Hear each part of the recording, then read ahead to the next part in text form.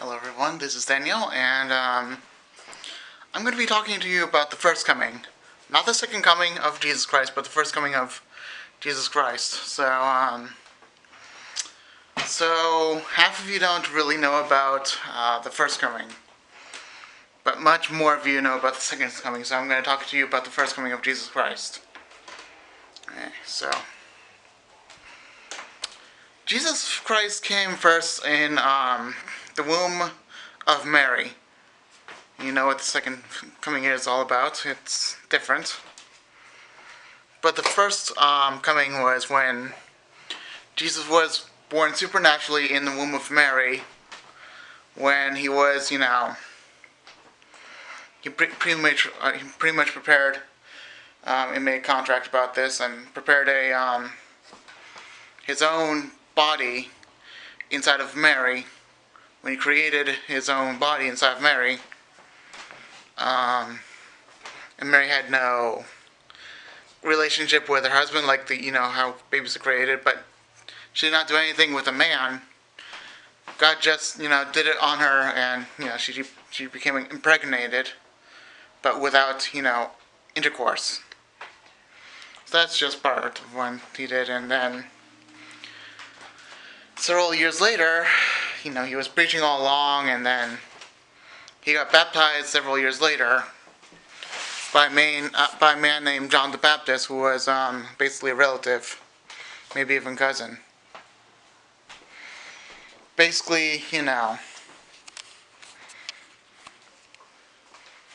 John the Baptist was a man that did not want Jesus to be baptized because he figured he was too perfect for it. He didn't feel that he was worthy to do it, but Jesus said he was.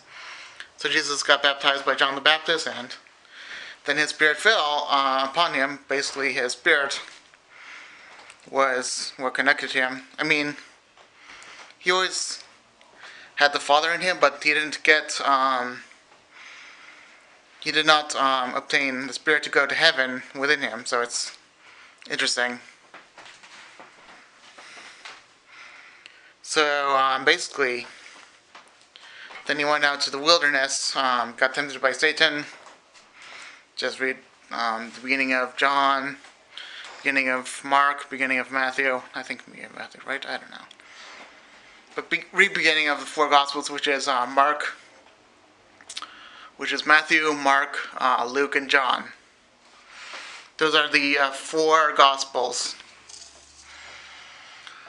So then he basically got tempted by Satan, and he won that attempt. He never got tempted because he knew no sin. That's the funny thing with him, because he knew no sin when he was in the flesh, because he was God. So then he was later on collecting apostles of men, and he was God in the flesh. Then he ended up, he ended up literally preaching about,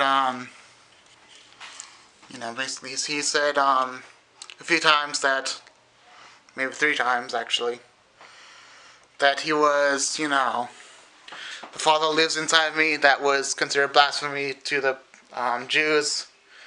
It's not pure evidence, but that's evidence that he was actually God back then. So they wanted to pick up the stones and stone him. Second time he said, in the beginning, I am. So he said that in the beginning that he was God. And that was evidence. That's pure evidence. Literally, people picked up stones and decided to stone him because that was blasphemy to them. People easily got offended by that kind of religious stuff back then, so... And to be religious, back then, to be religious was to be rich and boasting about your spirituality and to be approved by others. Now Jesus, on the other hand, he knew his spirituality, but only hid it when he did, in fact, say things like parables that made no sense to them. Then he told them people later on what the parables meant, but that's when other people left. So it really hit them. So he did not get a lot of people, but he did after a while get a lot of people. Then later on didn't get a lot of people because he would confuse people with parables, for they knew not what these amazing parables really meant. Sometimes he would make sure that the Pharisees would know what the parables meant, and they would get offended. That's one thing. I mean, he was a carpenter, which was the lowest of lows for the job of Israel, and that meant that he was like a woodworker and not dressed well. He was not dressed holy for the people, so he was considered low. But when he did the miracles, people considered him high, but he did not want that. Then, basically, being approved by others, well, at the end. So, he had one trip to Jerusalem that one time.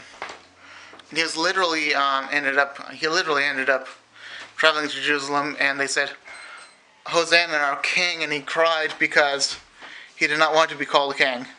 He was totally against that, even though he was king of heaven, because it meant that he would be king on earth. He knew what. So basically, he knew that this is Jesus in human form. He knew that being called Hosanna meant being called king on earth meant that, Catholics say that, Hosanna means, oh, great one, perfect man, he shall be king, ruler of all. But no, of course he'd say, oh, he's happy about it, but no. He was really sad about what was going on.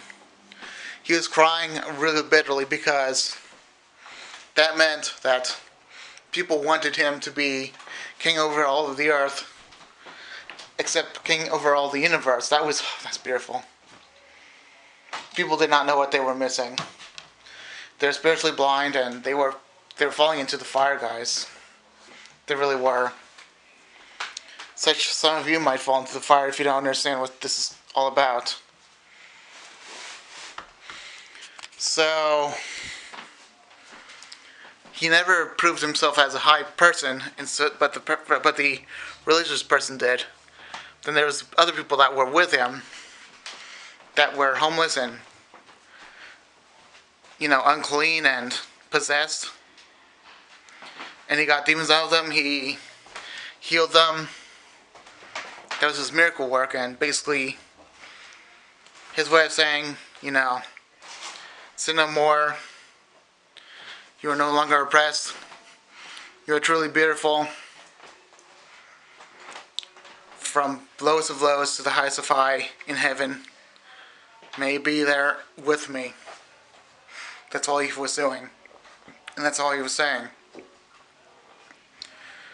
And the Pharisees never got that. Many of them went into the fire. What I mean by fire is basically hell. Hell is basically fire everywhere. Hell is horrible. I've been there once. It's absolutely horrible. And watch for another video about it. I'll make another one just for you guys, okay? Don't worry. And we're getting to the end. Basically, the Pharisees considered themselves high, and they considered themselves powerful and all that, everything. But he considers himself low, and then later on, when he basically said he set himself up into become judged by these religious people, and they got the corrupt people to say, oh, we can trick him. But he decided, no, I'm going to not be tricked. Instead, I'm going to do it by myself. Instead, a priest named Cephas not. Yeah, pretty. Anyway, look it up. He was saying, "Are you the one that everyone calls the Son of God, the Most High?" And he said, "You most certainly said it." He ripped his clothes and said blasphemy. People ripped the clothes back then when they were shocked, horrified, or in anguish. So he ripped his clothes and said blasphemy. And then he was judged and given the worst death sentence that you could possibly get him back in those days. And that was the cross. The cross was when Jesus decided to die, and he ended up, going to the gates to get he went past a lot of gates to actually get the key of life and death, more like the key that would send people to heaven. So then it was 40 days later, actually about a day later after that, not 3 days, but a day later after that, that he ended up coming back from the dead. He was risen, but risen 40 days later, 40 days later, and he ended up literally sending his spirits, he sent his spirit towards all men, I would say 10 days after he went in the sky. He told Peter to preach the good news, and he went to the sky, and then his spirit fell on the earth, I would say 10 days after that. And we're still in his first coming. The second coming is when everything turns really ugly. It really does. But on the other hand, it turns really beautiful. And I bet you know that, guys. I bet you really do. But what's ugly about the second coming is the sinners will die. They will be sent to the fire of hell. They'll be burned in the lake of fire. They will be judged, utterly judged. And they will die. And what's beautiful about him coming on the second coming is that the true people of God will be sent with him into paradise, into heaven. So, yeah. That's pretty much my video about this pretty much concerning about the first coming, the more important coming than the second coming. Alright, I'll be done now, okay? Bye.